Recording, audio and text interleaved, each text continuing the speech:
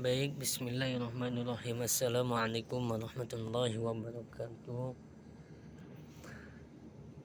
Perkenalkan, nama saya Ahmad Muin. Saya dari Sekolah Tinggi Ilmu Tarbiyah Al Khairiyah.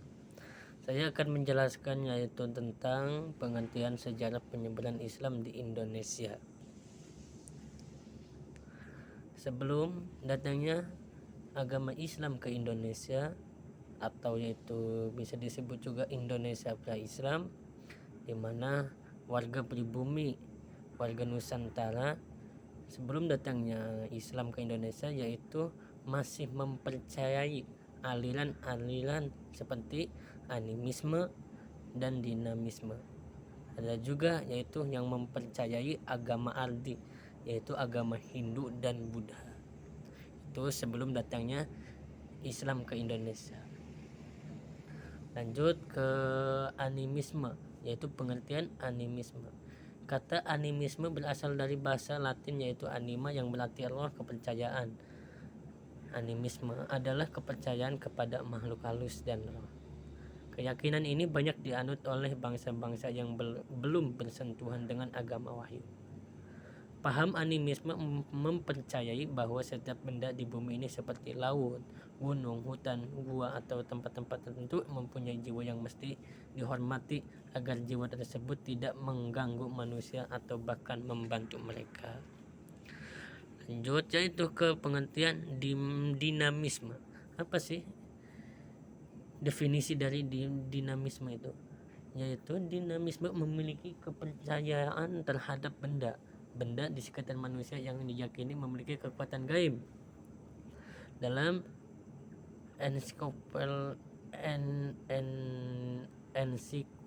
ensiklopedi umum dijumpai definisi dinamisme sebagai kepercayaan keagamaan primitif yang ada pada zaman sebelum kedatangan agama Hindu di Indonesia. Dinamisme disebut juga dengan nama preanimisme yang mengajarkan bahwa tiap-tiap benda atau makhluk mempunyai daya dan kekuatan. Nah, untuk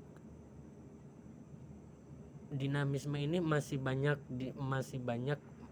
masyarakat Indonesia mempercayai yaitu kekuatan-kekuatan benda gaib. Lanjut yaitu ke agama ardi, yaitu agama Hindu. Dewa Nagari, seorang Hindu adalah penganut filsafat dan sastra-sastra agama Hindu, sebuah sistem keagamaan, filsafat dan budaya yang berasal dari anak benua India. Kurang lebih ada 920 juta pengikut agama Hindu di dunia atau 13,5% penduduk dunia menganut agama Hindu, sehingga agama Hindu menjadi agama terbesar ketiga di dunia setelah agama Kristen dan Islam.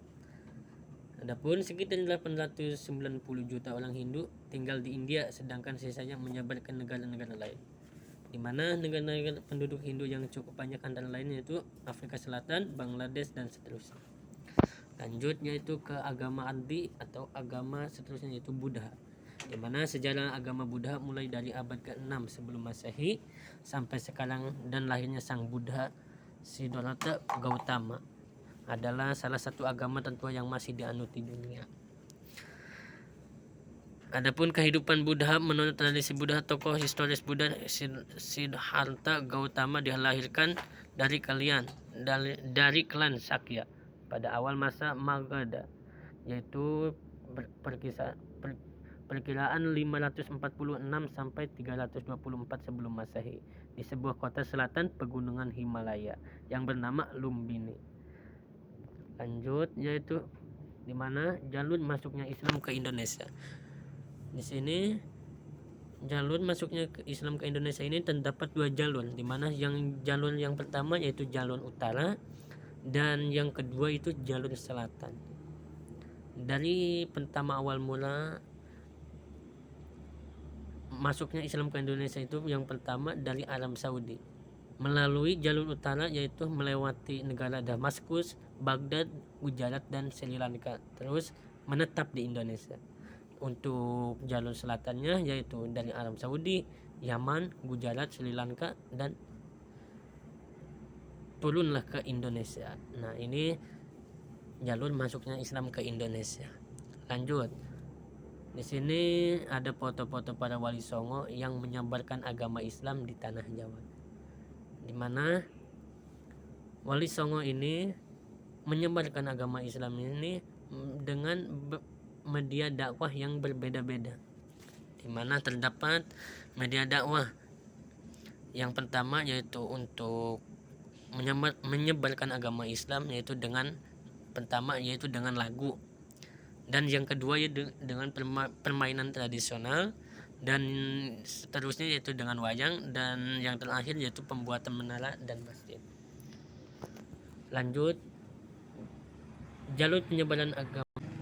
yaitu jalur penyebaran agama Islam di Indonesia, di mana di sini akan dijelaskan ada beberapa jalur para pedagang atau para bangsa Arab yaitu menyebarkan agama Islam di Indonesia, di mana jalur yang pertama yaitu menggunakan jalur perdagangan. Sudah dimulai sejak abad ke-7, yaitu dengan datangnya para pedagang Islam dari Arab, Persia, dan India. Selain berdagang, mereka menyebarkan agama Islam. Cara ini paling efektif karena melibatkan seluruh kalangan warga pribumi atau masyarakat. Lanjut yaitu ke jalur di mana menyebarkan agama Islam para bangsa Arab yaitu menggunakan jalur pernikahan, di mana yaitu pedagang Arab yang berdagang dalam jangka waktu yang lama menjalin hubungan yang lebih erat dengan penduduk pribumi, atau hubungan tersebut diteruskan pada pernikahan campur, misalnya pernikahan antara Raja Brawijaya dengan Putri Jumpa melahirkan Raden Patah yaitu raja pertama Demak. Lanjut yaitu ke jalur politik, di mana para bangsawan Arab menyebarkan agama Islam yaitu menggunakan jalur politik. Pengaruh seorang raja sangat penting bagi perkembangan Islamisasi di Indonesia. Rakyat memiliki kepatuhan yang tinggi kepada rajanya. Apabila rajanya Islam, maka biasanya diikuti oleh rakyatnya. Kepentingan politik seperti perluasan wilayah diikuti dengan penyebaran agama Islam. Lanjut yaitu ke penyebaran agama Islam. Selanjutnya yaitu menggunakan jalur kesenian. Diadakan pegelaran seni gamelan di daerah Jogja, Solo, Cirebon, dan lain-lain. Gamelan digunakan untuk mengumpulkan masyarakat yang diikuti dengan kegiatan dakwah, di mana digunakannya media wayang sebagai media dakwah Islam karena dalam cerita pewayangan diselipkan ajaran-ajaran yaitu ajaran Islam. Lanjut yaitu dengan jalurnya masuknya Islam dengan jalur pendidikan, di mana para ulama, guru, dan kiai mempunyai peranan yang besar. Dibangun pesantren untuk mempermudah penyebaran dan pemahaman agama Islam. Misalnya pesantren yang didirikan oleh Raden Rahmat di Ampel, Denta, dan Surabaya. Pesantren yang didirikan oleh Sunan Giri ada di daerah Giri. Lanjut yaitu para bangsawan Arab menyebarkan agama Islam ini dengan jalur tasawuf. Para ahli tasawuf hidup dalam kesederhanaan. Dia memiliki keahlian lain yang dapat membantu masyarakat seperti menyembuhkan penyakit atau bisa disebut juga dengan tabib. Baik, sekian dari saya. Bila mana ada kata-kata yang salah atau dari pengucapan yang salah, mohon dimaklum. Ihdinas siratal mustaqim. Wassalamualaikum warahmatullahi wabarakatuh.